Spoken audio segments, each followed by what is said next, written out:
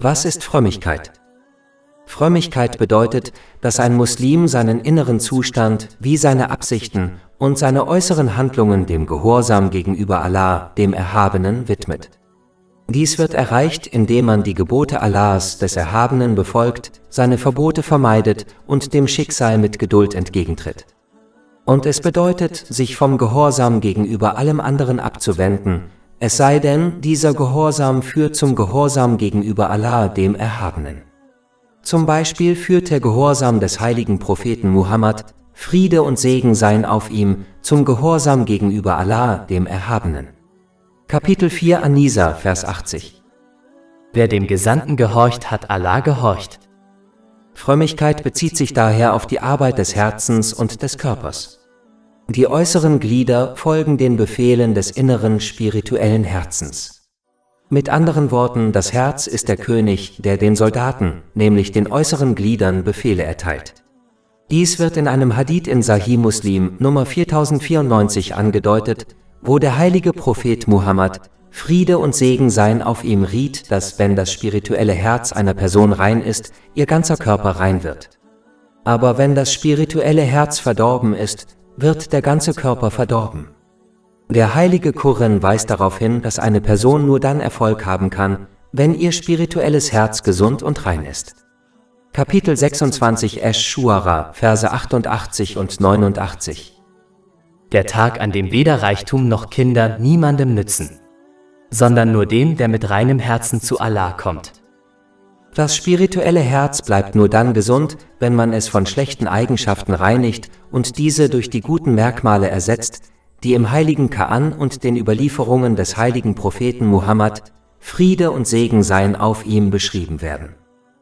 Die Wurzel aller schlechten Eigenschaften liegt darin, dass man mit sich selbst zufrieden ist. Nur wenn eine Person mit ihren schlechten Eigenschaften unzufrieden ist, wird sie sich bemühen, sie loszuwerden. Aber wenn sie mit sich selbst zufrieden ist, wird sie nie danach streben, sie loszuwerden.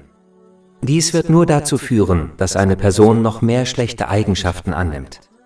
Wenn ein Muslim danach strebt, gute Eigenschaften anzunehmen, wird dies seine Beziehung zu Allah, dem Erhabenen, verbessern, indem er beispielsweise geduldiger mit seinen Geboten ist, und seine Beziehung zu den Menschen, indem er ihnen beispielsweise aufrichtige Ratschläge erteilt. Eines der Merkmale der Frömmigkeit ist, der göttlichen Überwachung Allahs, des Erhabenen, aufmerksam zu sein. Das bedeutet, dass sich ein Muslim voll und ganz darüber im Klaren ist, dass Allah, der Erhabene, all seine Worte, Taten, Gedanken und Wünsche sieht und hört. Obwohl alle Muslime dies glauben, versäumen es viele, im Alltag entsprechend dieser Wahrheit zu handeln. Wenn man dieser Tatsache keine Beachtung schenkt, führt dies zu Sünden und Ungehorsam. Wenn ein Muslim wahre Wachsamkeit an den Tag legt und nur sehr selten von Unachtsamkeit übermannt wird, führt dies zu wahrer Bescheidenheit gegenüber Allah, dem Erhabenen. Das ist derjenige, der im Privaten keine Tat begeht, die ihn in Verlegenheit bringen würde, wenn er sie vor anderen Menschen täte. Wenn eine Person wahre Wachsamkeit gegenüber Allah, dem Erhabenen, an den Tag legt, erreicht sie die Stufe der Vortrefflichkeit des Glaubens. Wenn ein Muslim diese hohe Stufe des Glaubens erreicht, handelt und betet er, als ob er Allah, den Erhabenen, bezeugen könnte, während er sein inneres und äußeres Wesen beobachtet. Dies inspiriert sie, sich von Sünden fernzuhalten und ermutigt sie, rechtschaffene Taten zu vollbringen. Ein Muslim kann nur dann wahre Wachsamkeit gegenüber der allumfassenden Vision Allahs, des Erhabenen, erreichen, wenn er alle seine Pflichten gemäß seinen Bedingungen und Etikette erfüllt. Ein Muslim muss sich auch von allen Akten des Ungehorsams abwenden, sowohl von großen als auch von kleinen Sünden, und wenn er einen Ausrutscher begeht, muss er schnell und aufrichtig Buße tun. Dazu gehört, alle versäumten Pflichten entsprechend der eigenen Kräfte nachzuholen und die Rechte der Menschen zu erfüllen, die verletzt wurden. Sobald dies erreicht ist, sollte ein Muslim danach streben, die empfohlenen freiwilligen guten Taten zu verrichten, die aus den Überlieferungen des heiligen Propheten Muhammad, Friede und Segen seien auf ihm, stammen. Auch wenn man nicht in der Lage sein wird, sie alle auszuführen, sollte man die freiwilligen Taten gemäß der Priorität priorisieren, die der heilige Prophet, Friede und Segen seien auf ihm, festgelegt hat. Das heißt, man sollte sich die Taten nicht nach seinen eigenen Wünschen herauspicken. Schließlich sollten sie sich von jenen Taten abwenden, die zwar nicht als Sünden gelten, aber im Islam verpönt sind, wie etwa der übermäßige Gebrauch von etwas Erlaubtem. Diese Schritte sind in einem Hadith zusammengefasst, der in Sahih Bukhari Nummer 6502 zu finden ist. Dieser Hadith weist darauf hin, dass derjenige, der dies erreicht, von Allah, dem Erhabenen, ermächtigt wird, sodass er nur nach seinem Willen handelt. Diese Ermächtigung beinhaltet, wachsam gegenüber der allumfassenden Vision Allahs, des Erhabenen, zu sein. Von den beiden Geboten, gute Taten zu vollbringen und Sünden zu unterlassen, ist das Letztere wichtiger. Verbote verletzen oft die Rechte der Schöpfung, und dies zu verhindern ist wichtiger als die Erfüllung der Pflichten. Deshalb heißt es, wenn eine Person Allah, den Erhabenen, nicht anbeten kann, sollte sie ihm nicht ungehorsam sein. Darauf wird in einem Hadith hingewiesen, der in Sahih Bukhari Nummer 7288 zu finden ist. Der heilige Prophet Muhammad, Friede und Segen seien auf ihm, befahl den Menschen, sich vollständig von seinen Verboten fernzuhalten, befahl ihnen jedoch, seine Gebote entsprechend ihrer Kräfte zu befolgen. Dies liegt daran, dass es im Allgemeinen einfacher ist, körperlich auf etwas zu verzichten, als eine rechtschaffene Tat zu vollbringen. Das heißt, inaktiv zu sein ist im Allgemeinen einfacher als aktiv zu sein. Für Muslime ist es lebenswichtig, eine Wahrheit zu verstehen, die sie vor der großen Sünde des Stolzes schützt, von dem schon ein Atom ausreicht, um einen Menschen in die Hölle zu bringen. Dies wird in einem Hadith in Sahih Muslim Nummer 265 bestätigt. Die Wahrheit ist, dass jeglicher Erfolg, den man in weltlichen oder religiösen Angelegenheiten erzielt, nur der Gnade Allahs des Erhabenen zu verdanken ist. Es ist nicht möglich, etwas Gutes wie Frömmigkeit zu erreichen, wenn Allah der Erhabene einem nicht das Wissen, die Inspiration, die Kraft und die Gelegenheit dazu gibt. Stolz auf die eigenen Bemühungen und Erfolge ist mehr als genug, um den eigenen Erfolg zu zerstören. Wenn ein Muslim seinen rechtschaffenen Taten keinen Wert beimisst und stattdessen Allah dem Erhabenen dankbar bleibt, ist zu hoffen, dass Allah der Erhabene seine Taten sowohl in dieser als auch in der nächsten Welt zu etwas Besonderem macht. Ein Muslim kann nur dann Frömmigkeit erlangen, wenn er glaubt, nicht besser zu sein als andere. Das ist wichtig zu verstehen, da man weder für sich selbst noch für andere das endgültige Ende kennt. Viele Menschen, die böse erschienen, wurden zu guten Muslimen, und viele Muslime, die gut erschienen, werden am Tag des jüngsten Gerichts in die Hölle eingelassen. Ein Beispiel dafür wird in einem Hadith erwähnt, der in Sahih Muslim Nummer 4923 zu finden ist. Darin werden 3 Menschen beschrieben, die aufgrund ihrer schlechten Absichten in die Hölle kommen, obwohl sie große Muslime zu sein schienen, nämlich ein Gelehrter, ein Wohltäter und ein Märtyrer.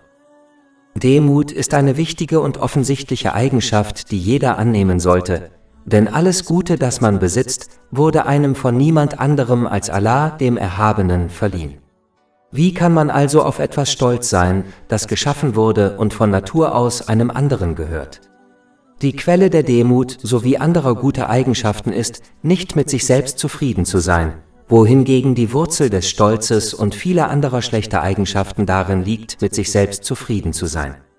Wenn man mit sich selbst zufrieden ist, wird man blind für seine Fehler und sieht nur die Perfektion in sich selbst. Diese Person wird immer glauben, dass sie gut genug ist und sich daher nicht zum Besseren verändern muss, da sie bereits einen edlen Charakter erreicht hat. Demjenigen, der mit sich selbst unzufrieden ist, wird es hingegen leicht fallen, seine negativen Fehler zu erkennen, was es ihm ermöglicht, diese auszumerzen, bis er einen edlen Charakter erreicht. Diese Person bleibt demütig, selbst wenn sie ihr Ziel erreicht, da sie wirklich versteht, dass Allah, der Erhabene, ihr das Wissen, die Inspiration, die Kraft und die Möglichkeit gegeben hat, ihr Ziel zu erreichen. Wenn man so selbstbewusst wird, hilft es einem, seine Wünsche zu kontrollieren und so Sünden zu vermeiden. Dieser Muslim wird konsequent rechtschaffene Taten vollbringen und Sünden vermeiden. Das ist wahrer Gehorsam und Dienerschaft gegenüber Allah, dem Erhabenen, die aus der Unzufriedenheit mit sich selbst resultiert. Obwohl diese Methode hilfreich ist, um die eigenen negativen Eigenschaften zu erkennen, gibt es noch andere. Sie alle helfen einem dabei, Frömmigkeit zu erlangen. Ein Muslim kann der Schüler eines erfahrenen Gelehrten werden, der ihm dabei helfen kann, seine Fehler zu finden und ihm beibringt, wie er sie unter Anleitung des heiligen Koran und der Überlieferungen des heiligen Propheten Muhammad, Friede und Segen seien auf ihm, beseitigen kann. Ein Muslim sollte darauf achten, gute Freunde zu haben, da man nach der Gesellschaft beurteilt wird, mit der man sich umgibt. Dies wird in einem Hadith bestätigt, der in Sunan Abu Dawud Nummer 4833 zu finden ist. Ein guter Freund wird einem Muslim auch dabei helfen, schlechte Eigenschaften abzulegen und gute anzunehmen. Für Muslime ist es wichtig, konstruktive Kritik von anderen anzunehmen. Für diejenigen, die dies nicht tun, kann es ein Zeichen von Stolz sein. Nützliche Kritik ist hervorragend geeignet, um einem dabei zu helfen, seine Fehler zu finden und sie zu beseitigen. Schließlich ist es wichtig, sich des Verhaltens anderer und der Auswirkungen auf die Gesellschaft bewusst zu sein. Das heißt, wenn das Verhalten einer Person andere verärgert, ist es höchstwahrscheinlich eine schlechte Eigenschaft, die vermieden werden sollte. Und wenn das Verhalten einer Person anderen gefällt, ist es höchstwahrscheinlich eine gute Eigenschaft, die Muslime annehmen sollten. Diese scharfe Wahrnehmung ist ein wichtiges Werkzeug für diejenigen, die nach Frömmigkeit streben. Ein weiterer Aspekt der Frömmigkeit ist die geduldige Annahme des göttlichen Beschlusses in dem Wissen, dass nichts im Universum ohne die Entscheidung Allahs des Erhabenen geschieht. Tatsächlich könnte die gesamte Schöpfung niemandem einen Segen gewähren oder entziehen ohne die Erlaubnis Allahs des Erhabenen. Dies wird in einem Hadith in Jami at-Tirmidhi Nummer 2516 empfohlen. Der heilige Prophet Muhammad, Friede und Segen seien auf ihm, hat in einem Hadith in Sunan Ibn Majah Nummer 79 empfohlen, dass eine Person alles akzeptieren sollte, was in ihrem Leben geschieht, auch wenn es sie aufregt, da nichts das Ergebnis hätte ändern können. Wenn eine Person bereut, dass sie glaubt, sie hätte etwas verhindern können, lädt sie den Teufel nur dazu ein, sie zu Ungeduld und Unzufriedenheit mit der Wahl Allahs des Erhabenen zu inspirieren. Ein Muslim sollte darauf vertrauen, dass Allah der Erhabene nur das Beste für seine Diener wählt, auch wenn ihre Kurzsichtigkeit sie daran hindert, die Weisheit hinter der Wahl zu erkennen. Kapitel 2 Al-Baqarah, Vers 216. Aber vielleicht hasst ihr etwas und es ist gut für euch, und vielleicht liebt ihr etwas und es ist schlecht für euch. Und Allah weiß es, ihr aber wisst es nicht. Daher ist es für jeden Muslim wichtig, sein Verhalten zu kontrollieren und sich nicht durch Taten oder Worte der Wahl Allahs des Erhabenen zu widersetzen. Wenn ein Muslim dieses Verhalten beibehält, bewegt er sich von Geduld auf die Ebene der Zufriedenheit. Dies ist der Fall, wenn man die Wahl Allahs des Erhabenen seinen eigenen Entscheidungen und Wünschen vorzieht und sich daher nicht wünscht, dass sich die Dinge ändern. Eine geduldige Person hingegen wird sich wünschen, dass sich die Dinge ändern und sogar darum flehen, aber sie wird sich nicht über den Beschluss Allahs des Erhabenen beschweren. Beides ist ausgezeichnet und wird reich belohnt, aber Zufriedenheit ist eine höhere Ebene und ein überlegenes Zeichen der Dienerschaft gegenüber Allah, dem Erhabenen. Ungeduld ist eine tadelnswerte Eigenschaft und zieht nur den Zorn Allahs des Erhabenen auf sich. Ungeduld gegenüber der Wahl Allahs des Erhabenen ist schlimmer, als wenn jemand bittere Medizin einnimmt, die ihn heilt, aber wütend auf den Arzt wird, der sie ihm verschrieben hat. Die Dinge, die Allah, der Erhabene, wählt, mögen bitter sein, aber sie heilen einen Menschen auf lange Sicht. Diese Heilung kann den Menschen am Tag des jüngsten Gerichts sehr wohl vor dem Höllenfeuer retten. Ungeduld ist daher nicht die richtige Einstellung. Es ist wichtig zu beachten, dass Geduld oder Zufriedenheit nicht bedeutet, dass man nicht zu Allah, dem Erhabenen, flehen sollte, da es in der islamischen Lehre klare Beweise dafür gibt, dass es sich dabei um eine rechtschaffene Tat handelt. Kapitel 40 Ghafir, Vers 60. Und dein Herr sagt, rufe mich an, ich werde dir antworten. Viele Hadithe betonen seine Bedeutung, wie zum Beispiel der Hadith in Jami at-Tirmidhi Nummer 3371. Darin wird das Bittgebet als die Essenz der Anbetung erklärt. Darüber hinaus ist es eine Tradition aller heiligen Propheten, Friede sei mit ihnen allen, und ein Zeichen der Dienerschaft gegenüber Allah, dem Erhabenen. Man sollte also um gute Dinge bitten, die im heiligen Koran und in den Traditionen des heiligen Propheten Muhammad, Friede und Segen seien auf ihm, erwähnt werden, und geduldig oder zufrieden mit dem Ergebnis sein, selbst wenn es den eigenen Wünschen widerspricht. Der nächste Aspekt der Frömmigkeit ist, dass ein Muslim lernen sollte, Dinge zu vermeiden, die ihn nichts angehen. Tatsächlich hat der heilige Prophet Muhammad, Friede und Segen seien auf ihm, darauf hingewiesen, dass ein Muslim keine Vortrefflichkeit im Glauben erreichen kann, solange er sich nicht auf diese Weise verhält. Dies wird in einem Hadith bestätigt, der in Jami at-Tirmidhi Nummer 2317 zu finden ist. Dazu gehört, es zu vermeiden, ständig den Zustand anderer zu überwachen und ihre Handlungen aufmerksam zu beobachten. Dies führt nur zu Kummer für denjenigen, der die Unachtsamkeit anderer beobachtet, und kann zu anderen tadelnswerten Eigenschaften führen, wie Eifersucht oder Undankbarkeit gegenüber Allah, dem Erhabenen, nachdem er die weltlichen Segnungen anderer beobachtet hat. Dies schließt natürlich nicht den Umgang mit Menschen gemäß den Lehren des Islam ein, wie etwa andere mit dem islamischen Friedensgruß zu begrüßen. Ein Muslim sollte sich zurückhalten, sich nach den Angelegenheiten anderer zu erkundigen. Er sollte es vermeiden, Klatsch zu hören, da die meisten davon unwahr und sündig sind. Ein frommer Muslim wird die Gesellschaft von Klatschtanten und Verleumdern meiden, da diese ihre schlechten Gewohnheiten übernehmen könnten. Dies wird in einem Hadith in Sahih Bukhari Nummer 2101 angedeutet, in dem der heilige Prophet, Friede und Segen seien auf ihm, einen schlechten Freund mit einem Schmied verglich. Wenn man sich nicht verbrennt, wird der Rauch seiner Arbeit einen mit Sicherheit beeinträchtigen. Ein Muslim, der fromm sein möchte, sollte es vermeiden, diejenigen aufmerksam zu beobachten, die sich so verhalten, als wären sie ohne Zweck erschaffen worden. Es vermeiden, auf diejenigen zu hören, die sich der Konsequenzen ihrer Worte nicht bewusst sind.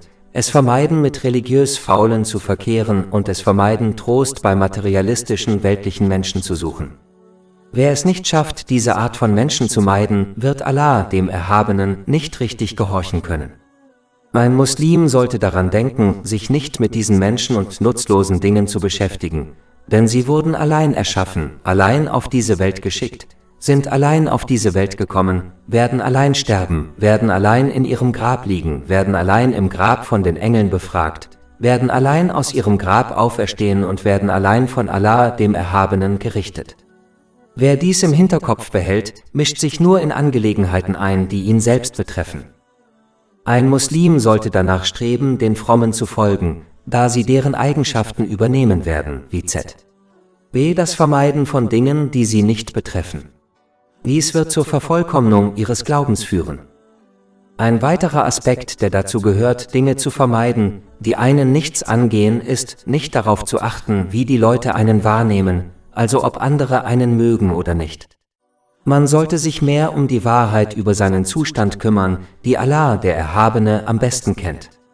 Man muss danach streben, alle Fehler zu korrigieren, anstatt sich von den Komplimenten anderer täuschen zu lassen, was zu Faulheit und sogar Stolz führen kann. Diese Einstellung führt auch dazu, dass man sich darauf konzentriert, den Leuten zu gefallen, anstatt Allah, dem Erhabenen, zu gefallen, was zu Heuchelei, Angeberei und anderen tadelnswerten Eigenschaften führt. Man sollte ein einfaches Konzept verstehen. Die Mehrheit der Menschen ist mit Allah, dem Erhabenen, nicht zufrieden, obwohl er ihnen unzählige Segnungen gegeben hat. Wie können sie dann jemals mit einer anderen Person zufrieden sein, die ihnen in Wirklichkeit nichts gegeben hat? Dies ist einer der Gründe, warum es sinnlos ist, die Zufriedenheit der Menschen über die Zufriedenheit Allahs, des Erhabenen, zu stellen, da sie unerreichbar ist. Um es einem Muslim zu erleichtern, Frömmigkeit anzunehmen, sollten sie eine wichtige Tatsache im Auge behalten. Diese materielle Welt ist ein vorübergehendes Zuhause, das schnell verschwinden wird, als hätte es nie existiert. Das ist ganz offensichtlich, wenn man über die Stationen seines eigenen Lebens nachdenkt. Sie werden erkennen, dass sie, obwohl sie vielleicht Jahre an einem Ort verbracht haben, wie zum Beispiel in der weiterführenden Schule, nach deren Abschluss es so schien, als wären sie nur für einen Moment dort gewesen. Sogar die Auswirkungen und Spuren der Erfahrung verblassen. Kapitel 79 An-Naziat, Vers 46. An dem Tag, an dem sie es sehen, wird es sein, als hätten sie nur einen Nachmittag oder einen Morgen davon in der Welt verweilt. Tatsächlich besteht das Hauptziel des heiligen Koran und der Hadithe des heiligen Propheten Muhammad, Friede und Segen seien auf ihm, darin, der Menschheit diese wichtige Lektion zu erteilen, damit sie inspiriert wird, sich auf das Jenseits vorzubereiten, indem sie sich aus der materiellen Welt nehmen, was sie brauchen. Zum Beispiel hat der heilige Prophet Muhammad, Friede und Segen seien auf ihm, in einem Hadith in Jami at-Tirmidhi, Nummer 2323, auf dieses wichtige Prinzip hingewiesen. Er riet, dass die Welt im Vergleich zum Jenseits wie ein Tropfen im Vergleich zu einem endlosen Ozean sei.